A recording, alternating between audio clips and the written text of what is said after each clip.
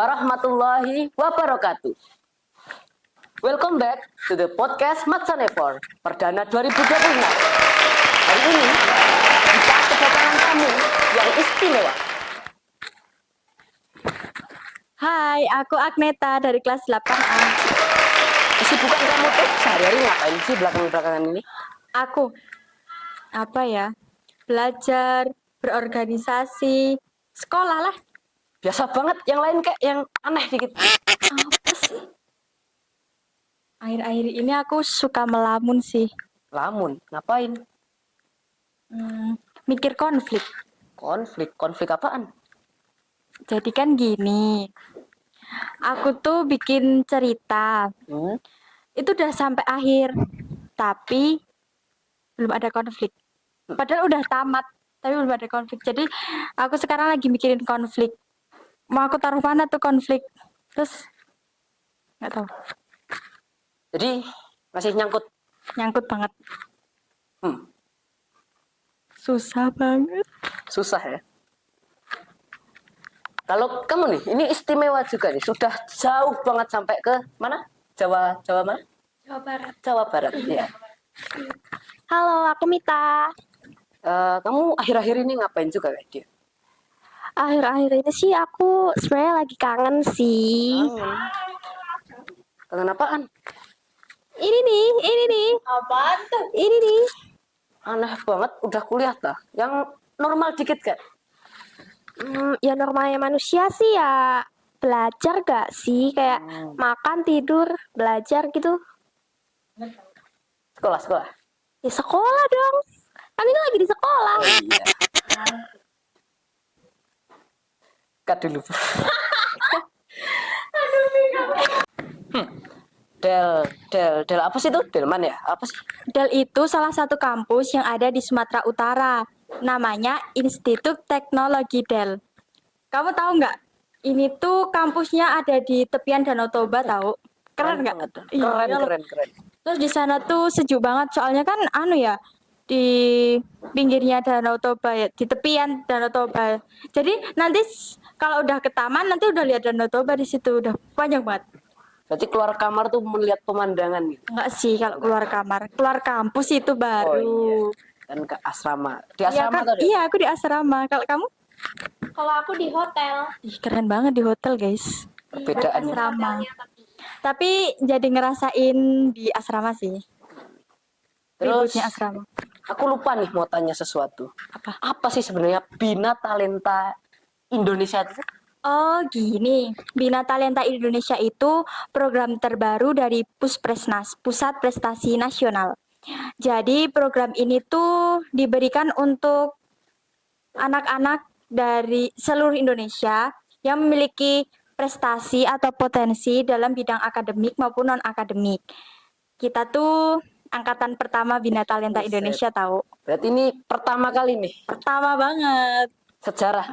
Iya, pertama ini angkatan pertama, guys. Ya, ini kan Bina Talenta Indonesia. Paling awalnya gimana sih dapat bisa ini? Coba kamu dulu. Oke, jadi awalnya itu tuh kan tadi kan dari anak-anak yang punya prestasi nih. Udah jelas dong kita nih punya prestasi dong.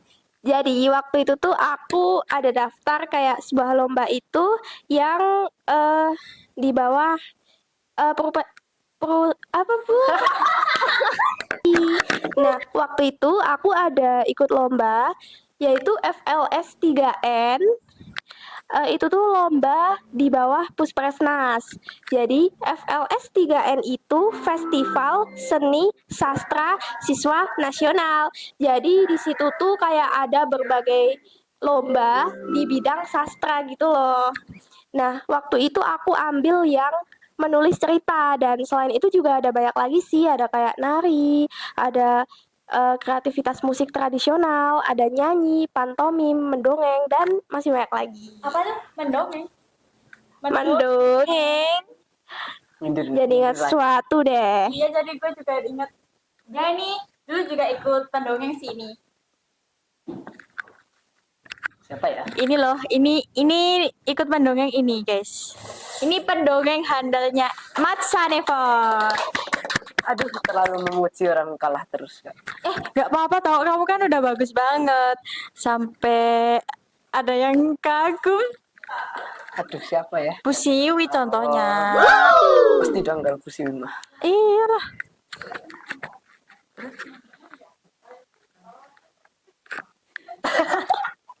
Astagfirullahaladzim.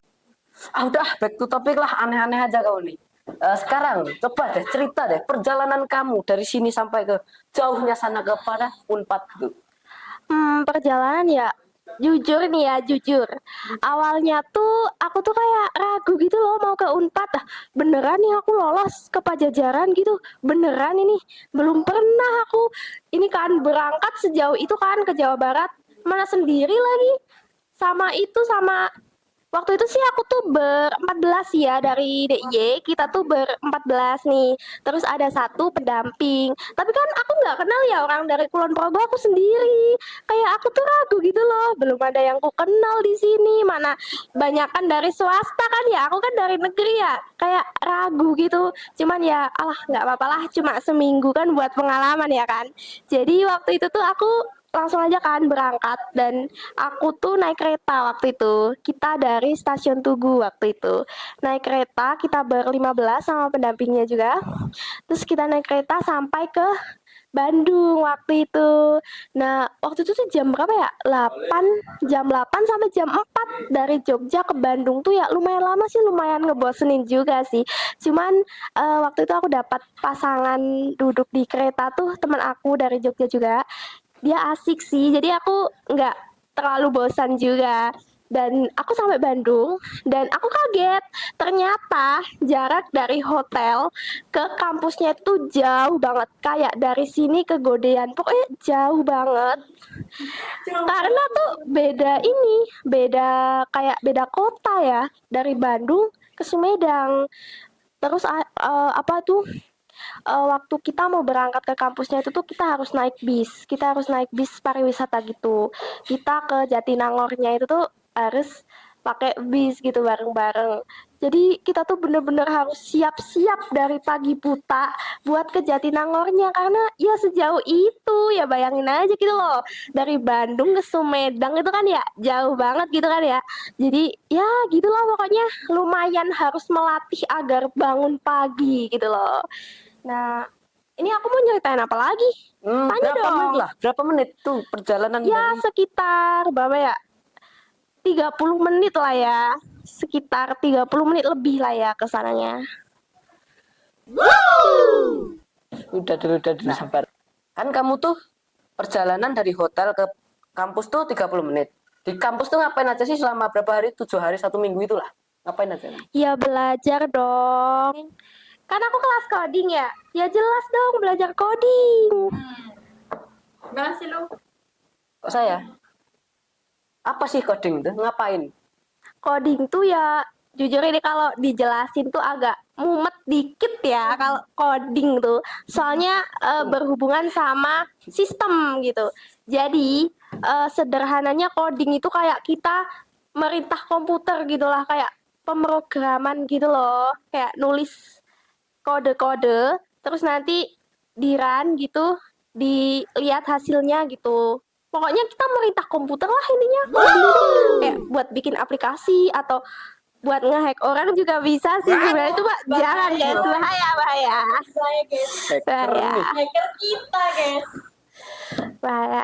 Komputernya butut atau kenceng gitu? Komputernya spek gitu, kayak kenceng atau butut?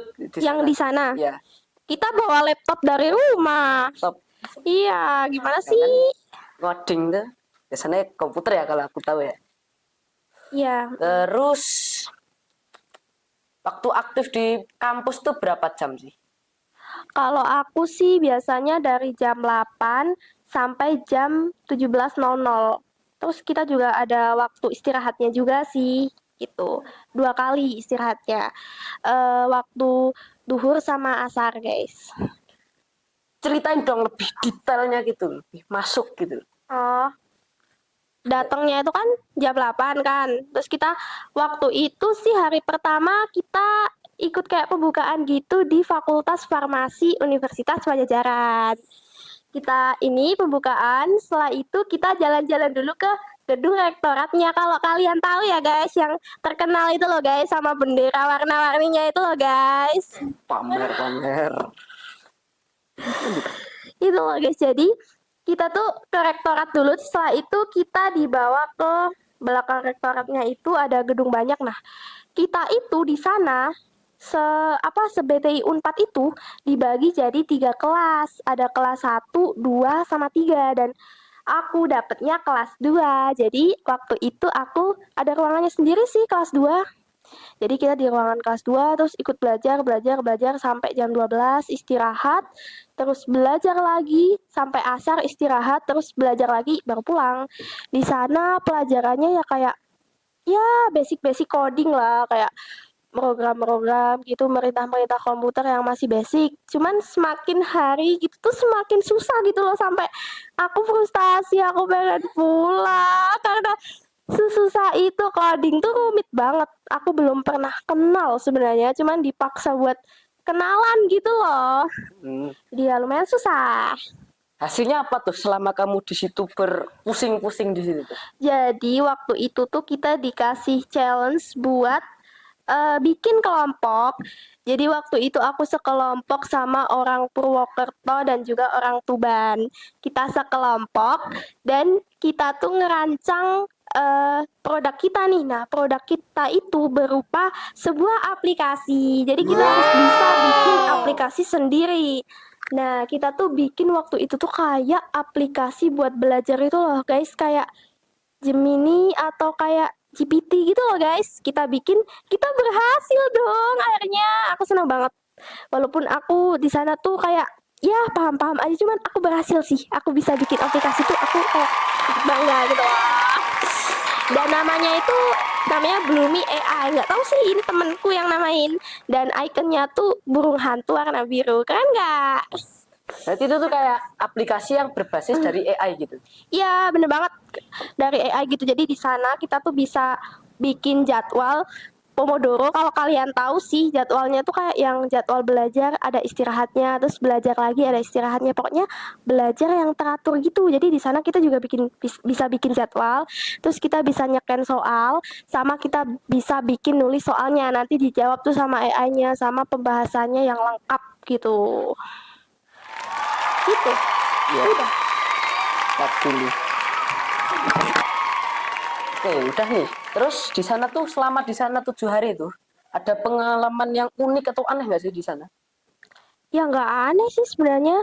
Semuanya yang di sana kan nyenengin ya. Ya waktu itu aku diajak ini sih jalan-jalan sih sebenarnya. Aku tuh jalan-jalan di kayak industri game gitu loh guys. Namanya tuh Agate kalau kalian tahu. Lokasinya tuh ada di Bandung. Nah di sana kita tuh kayak dikenalin lah tentang industri game tuh kayak gimana, terus apa aja yang ada di situ. Ternyata di sana sih kayak banyak yang aku baru tahu gitu loh. Ternyata industri game tuh kayak gitu. Ternyata serumit itu gitu loh guys. Ada ilustrator, ada yang programmer.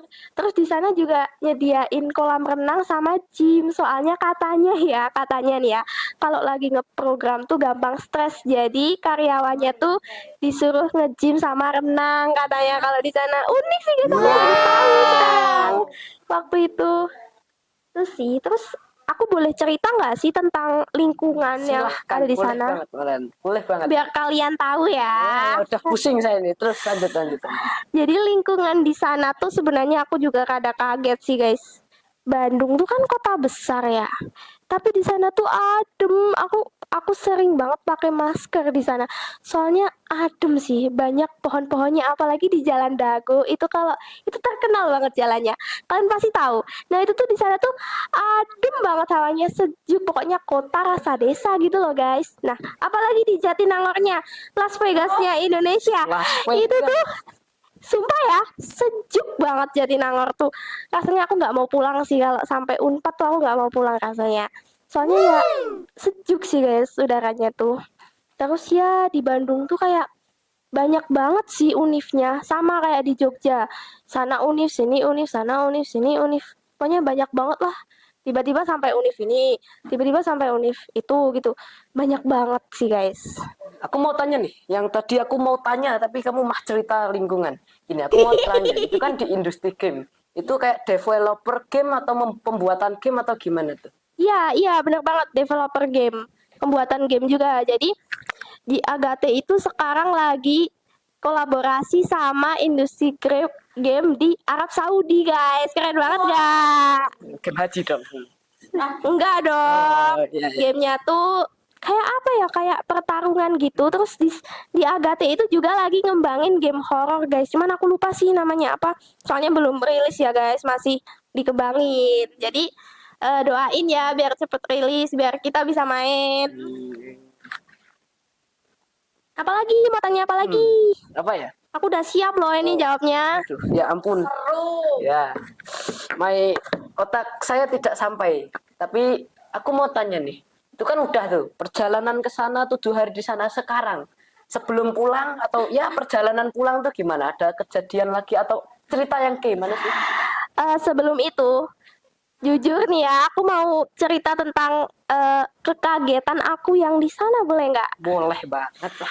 Jadi di sana tuh ya guys, di Bandung tuh kan sukunya Sunda ya. Jadi aku tuh kaget gitu sama logatnya, udah beda banget gitu kan. Aku nggak terbiasa ya gitu pergi di suatu tempat yang sukunya, logatnya, orang-orangnya gitu kan udah beda tuh. Aku baru pertama kali itu gitu loh. Terus di sana tuh kan ada penjual lewat gitu, tiap depan hotel tuh ada penjual lewat. Terus aku kayak asing gitu loh denger ucapan mereka, soalnya manggil aku tuh Neng gitu loh. Ini Neng, ini Neng, ini Neng, ini Neng, ininya apa, gantungan kuncinya gitu, ini kuenya Neng gitu. Nggak Mbak, kalau di sini kan Mbak ya atau Dek gitu. Kalau di sana tuh Neng gitu. Terus manggil panitianya itu juga pakai teh sama Kang. Jadi kayak itu kayak pengalaman aku banget sih ya ini. Jadi di sana kayak agak sedikit ngomong bahasa Sunda. Dan aku ya setelah di sana 7 hari tuh kayak kadang suka keceplosan gitu ngomong bahasa Sunda, kayak iya cenah, iya baru dah gitu. Set. Ya gitu sih, ya itu. Orang pinter mah beda ya. Disuruh bahasa apa dia punya bahasa lain. Sekarang yang tadi aku tanyain deh, perjalanan pulangnya tuh gimana? Perjalanan pulang, nggak pikniknya dulu nih. Ya lagi, ya healing lah, healing di sana gimana? Aku kira tadi yang ke industri game tuh udah healing, beda lagi ternyata. Masih banyak lagi guys. Ceritain dong. Jadi healingnya tuh nggak cuma di Agate doang, tapi kita juga diajak ke Jalan Braga, ke apa Monumen Asia Afrika, sama ke Gedung Sate, gedung yang terkenal itu loh guys. Kang Iya, Didi Gedung Mulyadi. Sate. Iya, tempatnya Kang Dedi guys, kalau kalian tahu.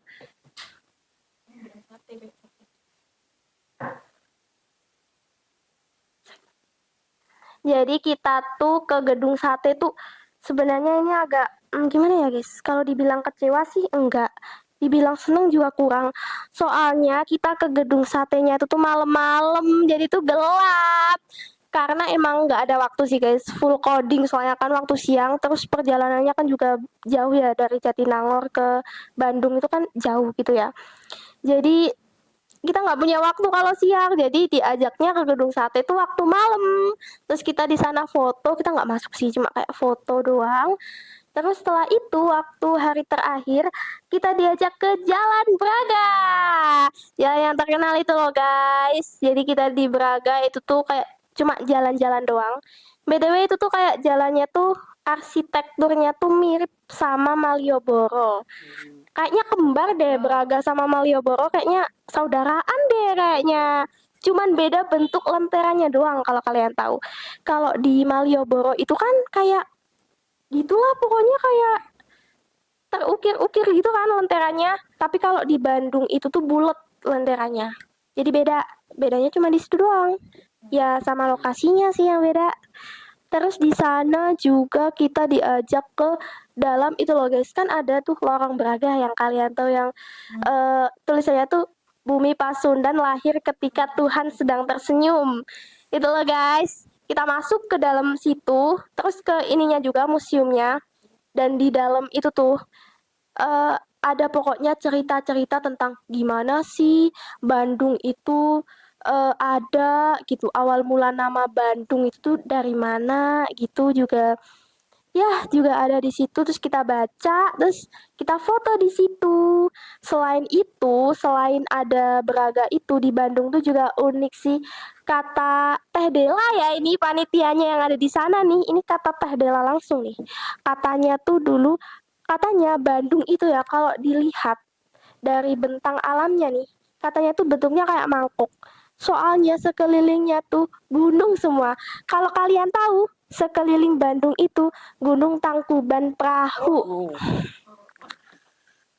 Jadi kayak kaldera gitu. Iya, lah kayak legok gitu kalau Jawanya mah. Kok ya? Kayak di tengah-tengah gunung gitu lah pokoknya. Udah. Sabar.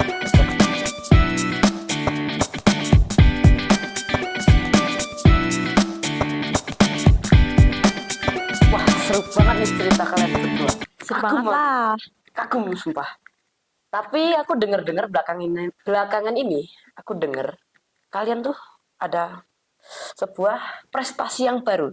Ceritain dong, tapi dikit aja. Masih ngedit dah durasinya Oh, panjang. oke. Jadi tuh sebenarnya aku sama Mita tuh